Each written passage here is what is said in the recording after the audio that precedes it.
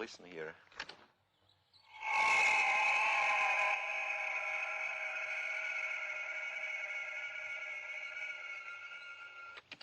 Wow, you recorded that here? My wife recorded this one here, and in the meantime, I've been there down where he's standing Lee with the older recorder. You had another recorder down Yes. there. How high was the ship above you? About 60 meters. 60 meters.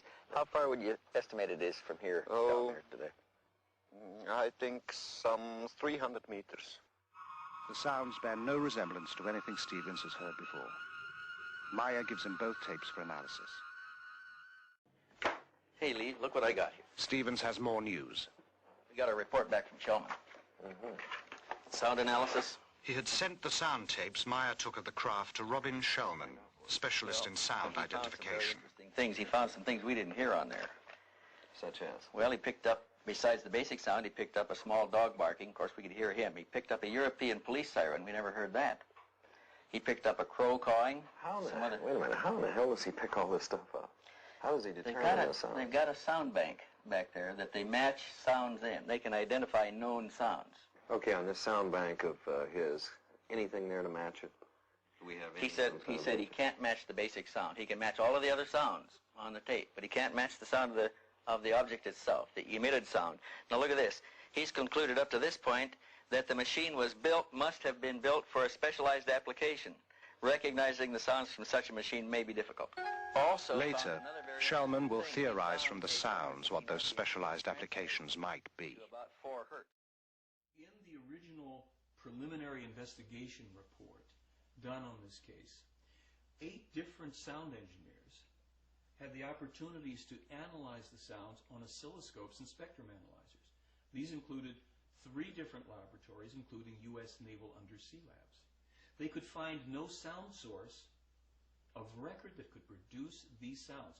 24 were indeed in the audible range. The 8 inaudible sounds were determined through the calculations in a formula based on the existing sound. It is these 8 inaudible frequencies that Meier and his followers used to point out the extraterrestrial nature of these audio recordings. The complete range of human hearing is from 15 hertz to 20,000 hertz. So no audio cassette tape recorder nor any audio cassette tape can record any frequencies outside the range of human hearing. It doesn't have any merit because the analysis done of this audio was in error.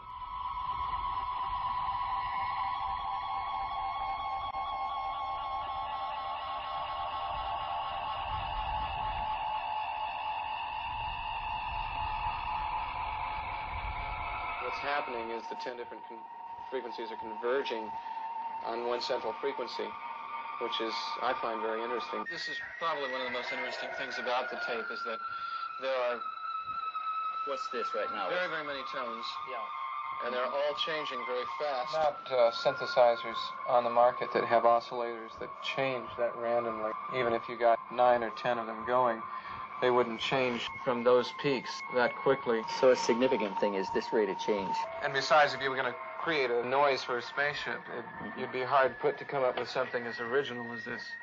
To date, even with synthesizers, nobody has been able to duplicate the sounds which we make freely available to anybody who wants to try.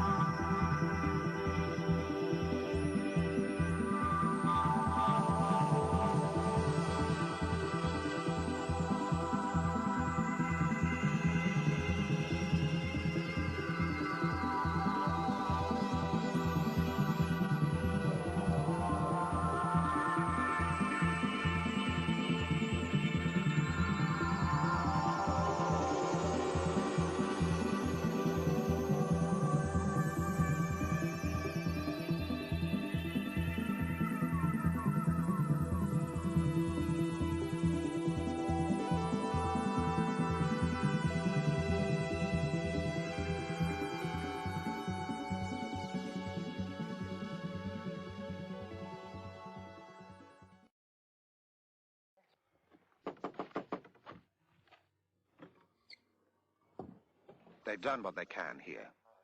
Meier has turned over all his material, but he has one more surprise in store.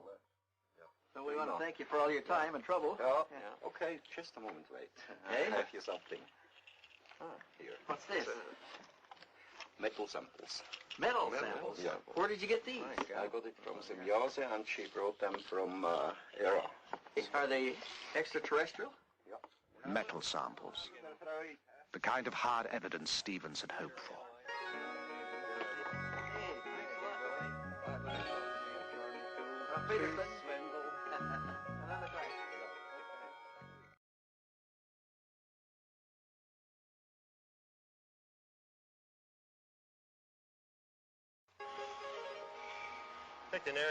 Next, Stevens takes the metal fragments to be examined under the electronic spectrometer to determine their components. Preliminary examination of the metal has been done in Switzerland.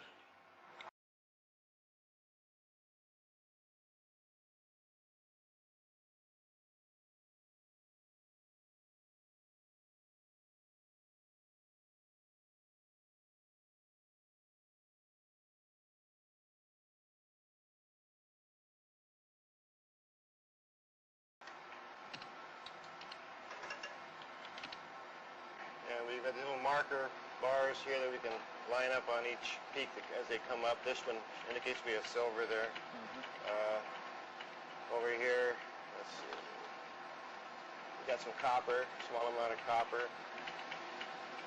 And that's like about all that's in here at the moment. The big band here is silver, though. The big one is silver.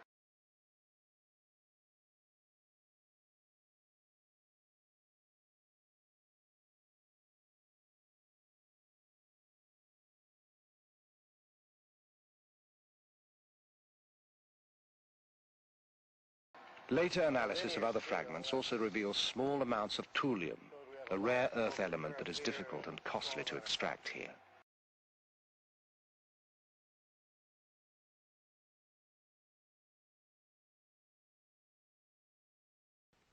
Marcel Vogel, a senior scientist and chemist with IBM, had been carefully analyzing the tiny metal fragments Semyase had given Billy. Metallurgical analysis had revealed the presence of the rare earth element thulium. The elements that we found were totally surprising. The major element, which is shown here, was the rare earth metal thulium, Thulium. It was totally unexpected. So now we've seen silicon, iron, thulium, silver, and copper.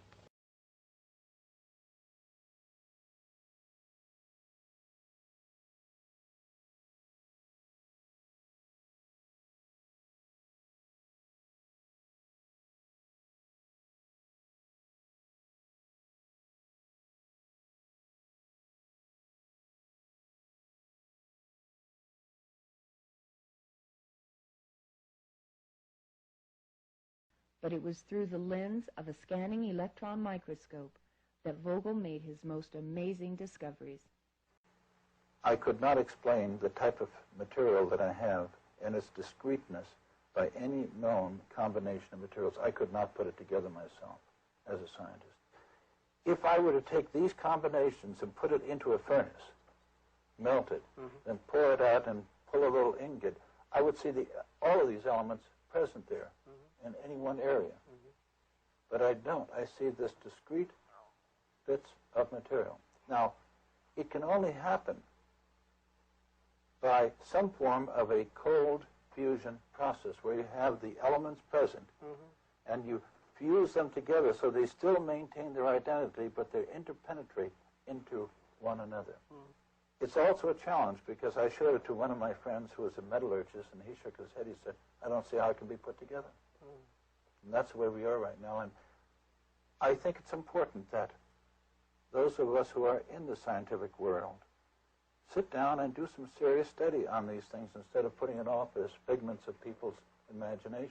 Could I say this material is extraterrestrial?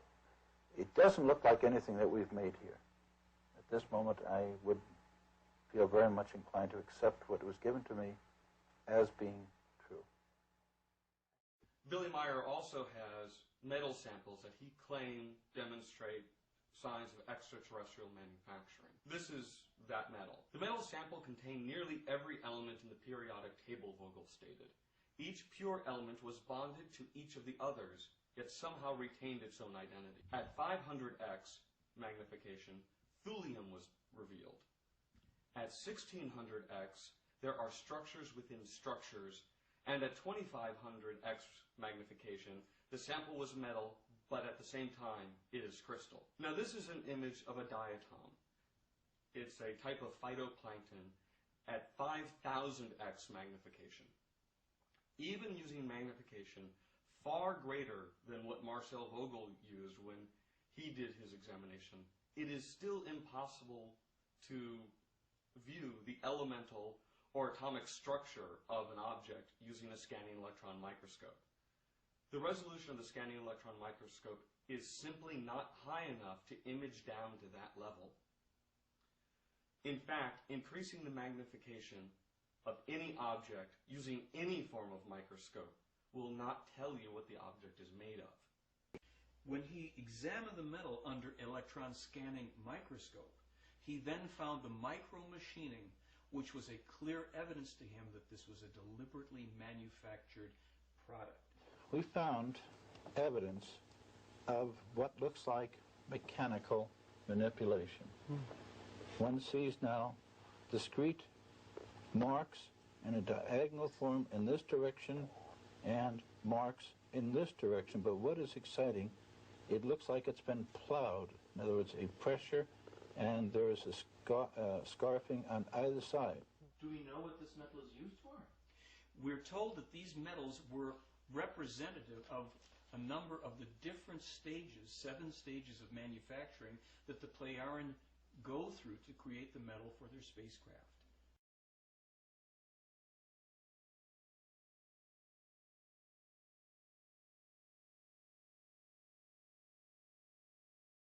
A lot of times people ask skeptics and other scientific organizations to prove that something is a hoax.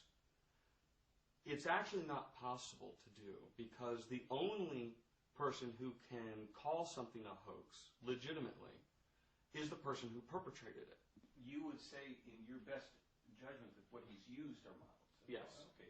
There's nothing wrong with the idea of there being life outside of our solar system and life within the galaxy.